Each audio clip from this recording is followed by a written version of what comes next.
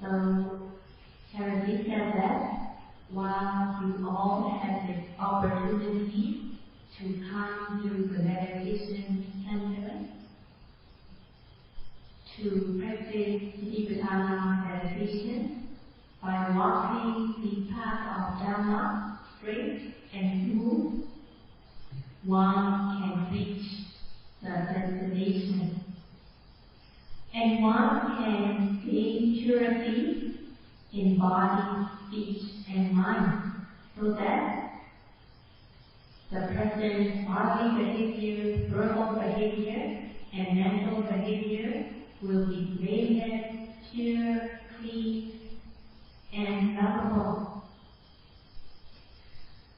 People who do not have the chance to practice in a meditation center, most of them are staying outside, having fun, having pleasure. So those people, most of these people do not control themselves, and they do not have good moral conduct. Even if they have some moral conduct, but they do not have any control of their mind, so that their minds are going here and there, that are improper, so that their minds are not pure or clean. Not discerning the Nama stage by stage, they lack mature knowledge. Lacking mature knowledge, they cannot withstand the worldly conditions. Not having mature knowledge, not able to withstand the worldly conditions, when they encounter pleasurable things or situations, they become elated. When they come across undesirable situations, they become very depressed. So in the worldly conditions, they become either elated or depressed, and they have nothing to rely on, they have nothing to depend on. The example is given here. When a person is drowned in water, there is water above, there is water beneath, and there is water in all sides. And the person does not have anything to hold on to. The person does not have anything to rely on. So this example is given to explain that the beings are just like that.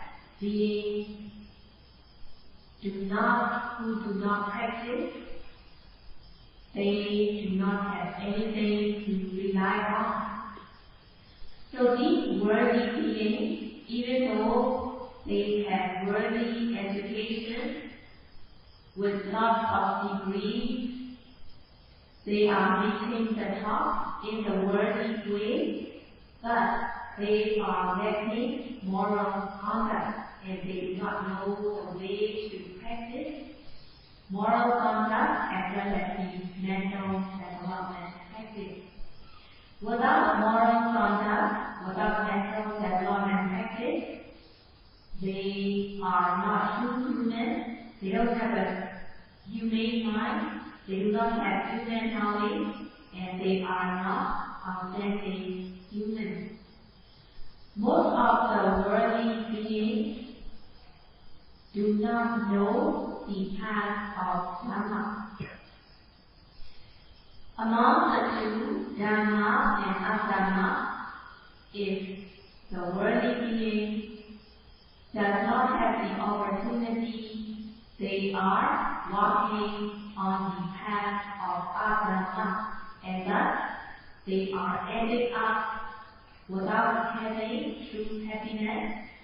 They become destitute, nothing to rely on, nothing to depend on, and their actions in body, speech, and mind become blameworthy and polluted, and their life is a total waste. Their life becomes very boring, and they end up having social problems, having tension, stress, depression, and so on. And they do not have true happiness.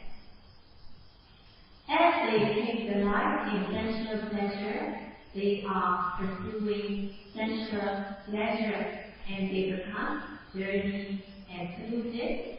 Their physical behavior, verbal behavior, and mental behavior are blameworthy, impure, polluted, and dirty.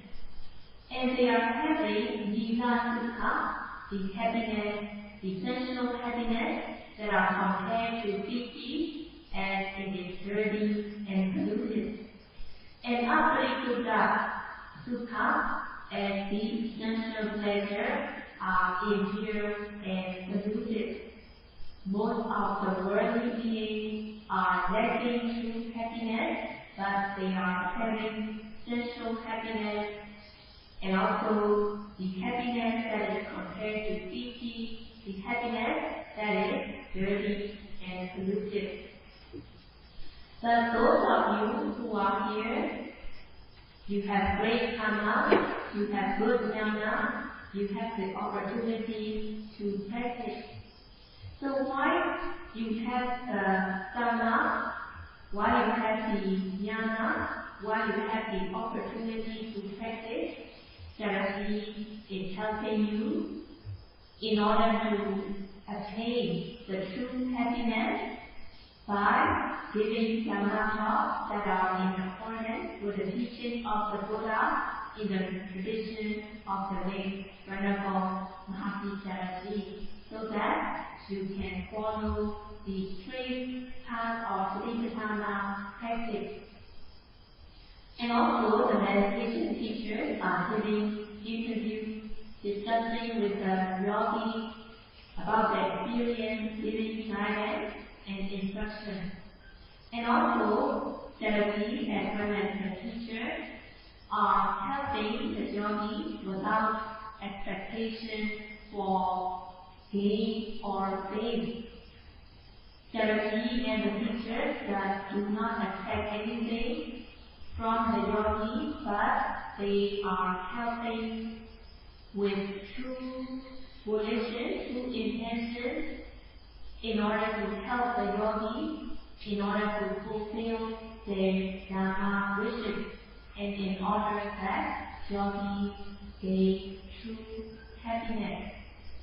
So Saraswati also gives the Dhamma talk according to the teaching of the Buddha, as well as in the tradition of the late Venerable Mahasi Saraswati, and the meditation teachers are giving guidance and instruction as much as they can, so that yogis will be able to follow a straight path of Dhamma in order to attain true happiness.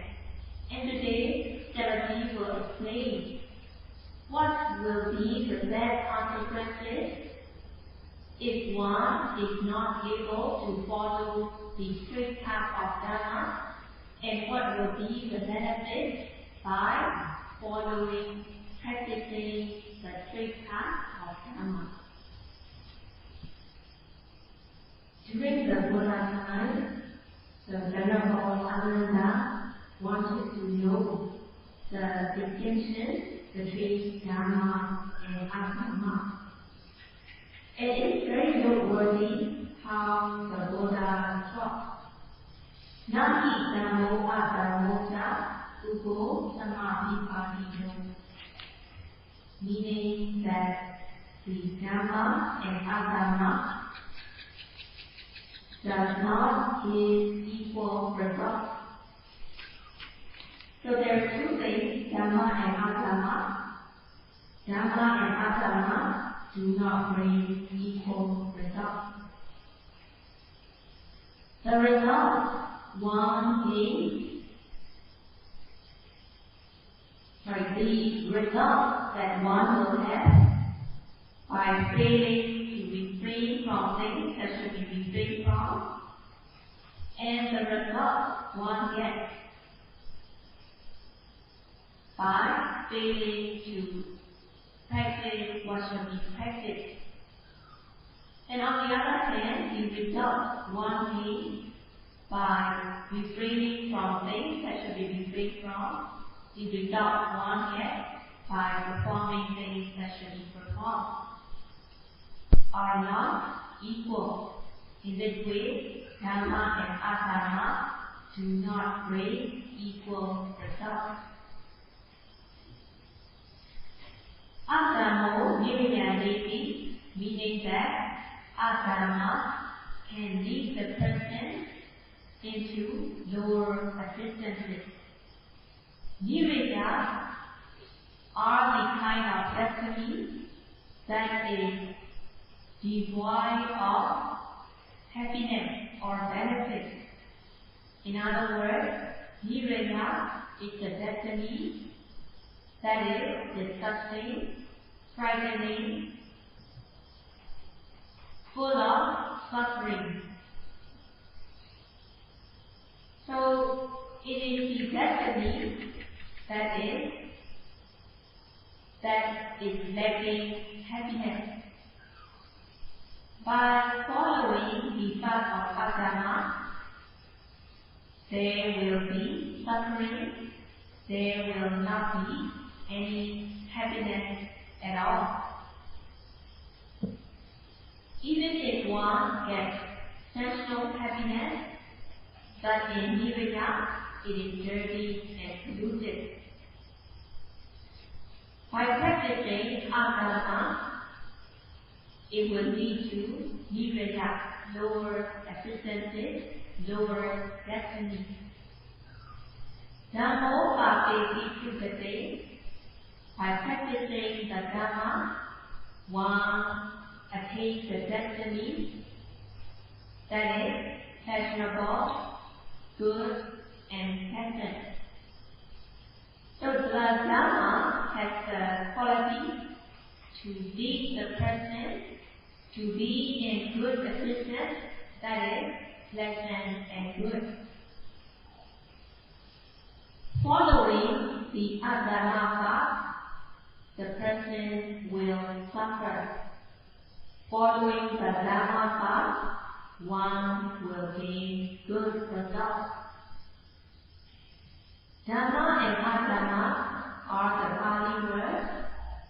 In order to explain it, for you to understand it, Dhamma are the things that are virtuous.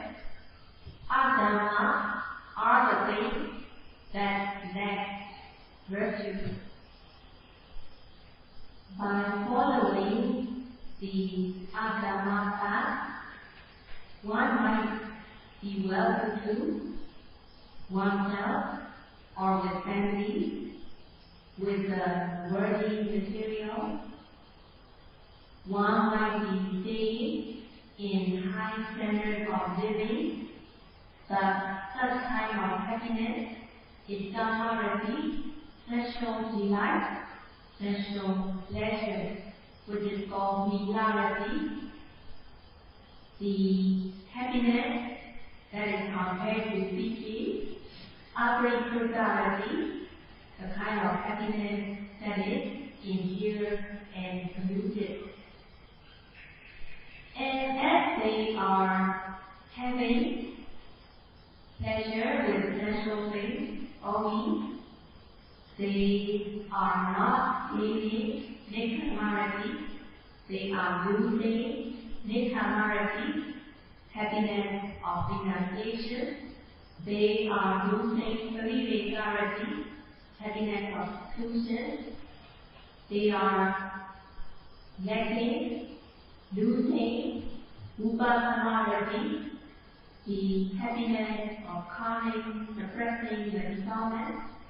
They are losing samodharati, the happiness that is gained through developing of knowledge. So most of the people who are following this path of Adhamma, they end up having suffering. Even if they are happy with the sexual pleasure, they are impure, dirty, and polluted. And because their body behavior and verbal behavior are dirty and polluted, they are losing nirvana, the happiness of renunciation. And they do not gain happiness of seclusion, they do not gain the happiness of being tranquil away from the torment, and they do not gain the happiness that is gained through the development of knowledge. And they lack the knowledge concerning the Dhamma stage by stage.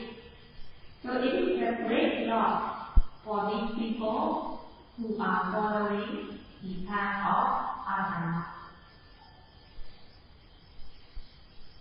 The meaning of Dhamma can be explained as guna, virtue, quality. So the quality, the virtue, is called as guna. And then combining with the word sikha, it becomes guna sikha, virtue training, virtue of training. Sikha means learning, practicing how one should control one's body, speech, and mind, and how one can develop knowledge. Sila, Samadhi, Panya, morality, concentration, and wisdom are the training, and one should practice the three training, Sila, Samadhi, and Panya, so that one will be accomplished with Sila, Samadhi, and Panya. Practicing Sila, Samadhi, and Panya, the person becomes virtuous, and the person gains virtue and quality, efficiency in the practice. By practicing Sila, Samadhi, Panya, one becomes amazingly virtuous. The person's body and speech become pure, chaste, cultured, and gentle. As the person removes transgressive defilement through the practice of Sila, morality, one becomes peaceful as the person's physical behavior, verbal behavior becomes pure, clean, gentle, and lovable, and the person becomes virtuous. Sila, morality, has the ability, quality to remove the Adhamma. And by practicing Sila, the person removes Adhamma, and his or her life becomes pleasant, pure, and clean, and becomes beautiful and satisfying. So by practicing Sila, the person's physical behavior, verbal behavior, physical action, verbal action becomes beautiful, pure, and clean, and the person is also uplifted, and the person becomes virtuous by practicing Sila. So it is Sila, morality, that uplifts the person. Even by practicing Sila, morality, the person becomes beautiful with beautiful physical behavior and verbal behavior. By practice of Sila, the ugliness of physical verbal behavior will be removed, and the person's physical verbal behavior will become beautiful, taste, and culture that Sila uplifts the person. Namo Bhakti Brahmani. Adhammo Bhakti Brahmani. Adhamma leads the person to your assistances. Dhammo Bhakti Brahmani. Dhamma leads the person to higher assistance. By practicing the Sila, the person becomes virtuous. The Sila leads the person to higher destiny. The teaching of the Buddha, that is more than 2,500 years ago, is still correct, and by practicing accordingly, one gains the benefits. By practicing according to the Dhamma, the person becomes beautiful in body, speech, and mind. Swakhato Dhamma Dhammo, the Dhamma that is taught by the Buddha, if the Dhamma is practiced accordingly, one gains benefits through the practice, and the benefits are in accordance, and it is the virtue of the Dhamma Swakata, meaning the practice and the benefits are in accordance. In order not to be harming others, one should control oneself. Not harming others, one controls oneself so that one fulfills moral conduct. And by fulfilling moral conduct, one has victory on oneself.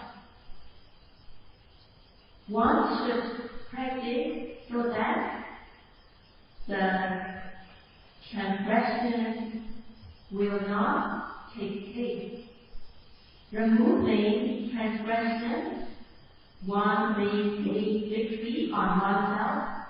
There will be Dhamma, victory by Dhamma. So it is a good way of having victory on oneself through the practice of Dhamma, and there will be Dhamma Vicaya. When there is Dhamma Vicaya, victory through the Dhamma, the person will be cultured, tamed, as well as the person is not harming others. Having victory on oneself, one's life will become beautiful, as well as the surroundings will also be beautiful. The surroundings will not be educated as the person does not harm others. So these are the benefits of Sita morality training. One should cherish and value the morality training as Sita morality enables the person to have Dhamma Vicaya, victory, the Dhamma victory on oneself, and also the surrounding world will become peaceful. On the other hand, if people have pride, conceit, aggressive, then one will have aversion, anger. If others disturb the person, and the person ends up having transgression, disturbing the surroundings. By having control of oneself, by practicing Sila, one has victory on oneself. There will be Dhamma Vicaya. One's life will be peaceful and beautiful, as well as the surroundings will also be peaceful. If the area of peacefulness grows from one area to two areas to three, then if the area of peacefulness connect with each other, then how pleasant the world will be. In the Buddha's teaching, there is the word avira, used widely. Vira means enmity, means without, avira means free from enmity. Vira are the kind of enmity that is trouble. There are two kinds of vira. Akusala vira, enmity in the form of unwholesomeness. In other words, it is called Paṇḍitā Sayadaw, enmity in the form of defilement. The second type is Kusala vira, enemy in the form of person or being. Among these two, the first one, Akusala vira or Paṇḍitā Sayadaw, is the nearest internal enemy that gives the most trouble, that is troubling all the time. If the person indulges in the internal enmity, there will be suffering. The second type, Kusala vira, enemy in the form of person or being, is very rare. One can avoid such kind of enemy in person or being. Thus, in order to avoid Paṇḍitā Sayadaw, one should have a very strong self-defense in order to ward off Paṇḍitā Sayadaw. So without strong self-defense, one are living internal enmity over and over again. If there is internal enmity, one encounters harm and danger. Indulging in the defilement, when the person commits wrongdoing, whenever the person recalls his or her wrongdoing, there will be self-blame, self-criticism. It is called Adhamma, the danger of self-blame, self-criticism. And also the person who commits wrongdoing are criticized by the wise person. It is called Paṇḍitā, the danger of being criticized by the wise. Dhamma, the danger of punishment. If the person has committed wrongdoing, the person is punished by law, being fined, or imprisonment, detention, and so on. There will not be happiness. Dukkati Sayadaw, the danger of lower existences. If the person is not free from internal enmity, the person encounters harm and danger. In the Metta, in the repeating of Metta, there is avira hontu, meaning may the person be free from internal enmity, may she be free from enmity and danger. Meaning that may the person be able to overcome the internal enmity, may the person be able to keep the 8 precepts pure and clean. 200 years after the Buddha's Vipassana, there was a king called Ashoka. In the earlier years, Ashoka governed the country, suppressing them with weapons and ammunition. So the countrymen were afraid of him, but as the king Ashoka governed the country, with weapons. The country was not in good shape and there was much cruelty. But as Ashoka grew older, he took Dhamma instead. He took Dhamma, morality, virtue, and the country flourished. So the king Ashoka made the comment that when he was governing the country by suppressing with arms, the country did not do well. But when he governed the country with Dhamma, the country flourished. So he also commented that by having victory in a wrongful way with arms and ammunition is a way of defeating. It is not a true victory. The victory, one thing, by having victory on the internal enmity, it is the true victory. It is Dhamma Vijaya.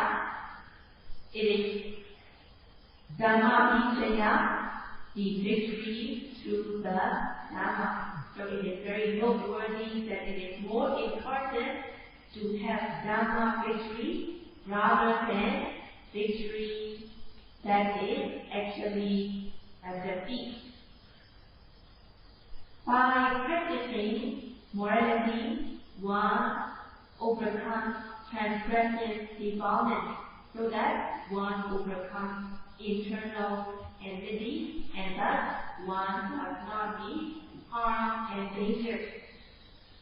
In this way, one has good victory on oneself as well as contributing to peace in the surroundings.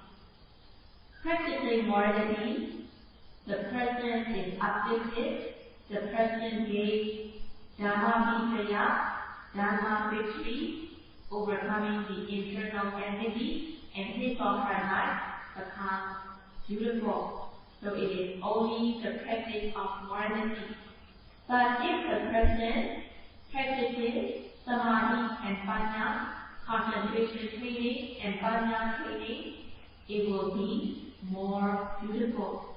Just like when a person with natural beauty is adorned with costume, cosmetics, the person becomes very beautiful, pleasant to look at. In the same way, the person who has this natural beauty of moral conduct, if the person is adorned with cosmetics and costumes of samadhi and panya, the person will be very beautiful with virtues, and it will be all